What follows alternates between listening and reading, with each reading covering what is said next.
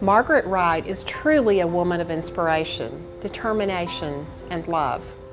Watching her on her journey has made a huge impact on my life. 7 years ago, Margaret was expecting her third child. At 27 weeks, Margaret was diagnosed with Hodgkin's lymphoma. She was not only stunned by the diagnosis, but was faced with a very difficult decision to induce labor at 34 weeks so she could begin chemotherapy. The neonatologist and the high-risk OBs told us that 34-weekers usually do very well and don't even have to spend much time in the NICU. And she stayed there for 2 weeks, and after 2 weeks, the nurse called me and said that I could come and get her. And as I was packing my bags that afternoon, they called me, and Nicole had spiked a fever, and they were going to have to keep her for testing. They called me later that evening and told me that they had discovered that Nicole had bacterial meningitis. As the weeks went on, it became obvious that Nicole had delays beyond what a premature infant, and at 6 months, she was diagnosed with cerebral palsy. Understandably, Margaret felt fear, coupled with guilt. Could this diagnosis be the result of her premature delivery? Oh God, it was awful. It was awful. I had gone to the evaluation by myself, just in denial, I guess, that something was wrong. And I was just crying, and it was just heartbreaking.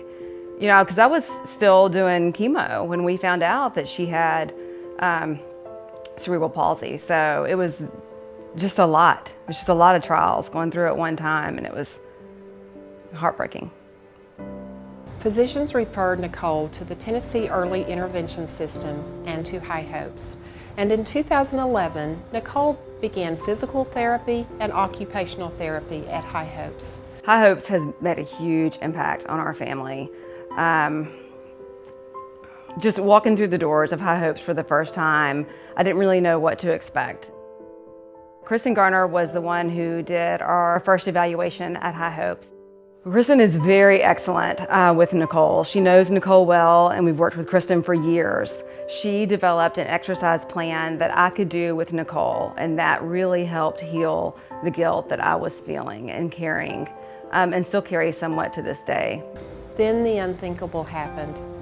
After being cancer-free for 5 years, Margaret relapsed and had to begin a second round of chemo and radiation.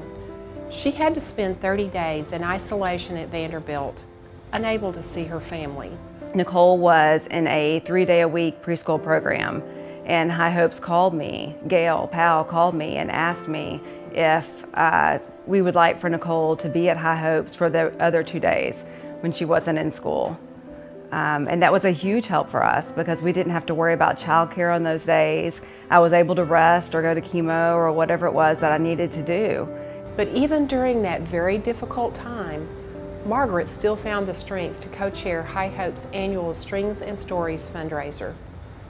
Today, Margaret is 18 months cancer-free and will be co-chairing the High Hopes fundraiser for the 4th year.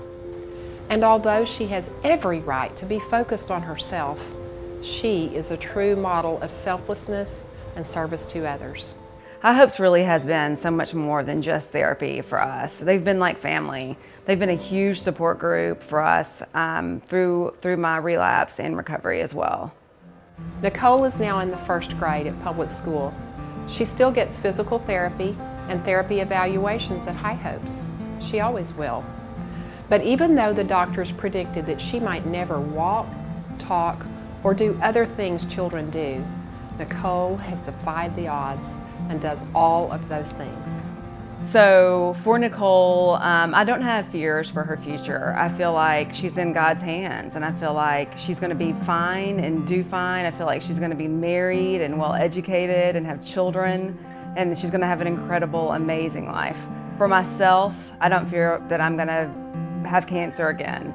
I don't think that I'm not, but I know that I'm in God's hands. And the book of James tells us that we should be considered a pure joy to have trials in this life, because trials increase our perseverance, and our increased perseverance increases our faith. And that's what my trials have done for me in my life, for both myself and for Nicole, is they've brought me closer to God.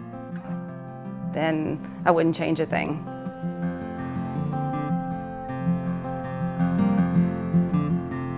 you.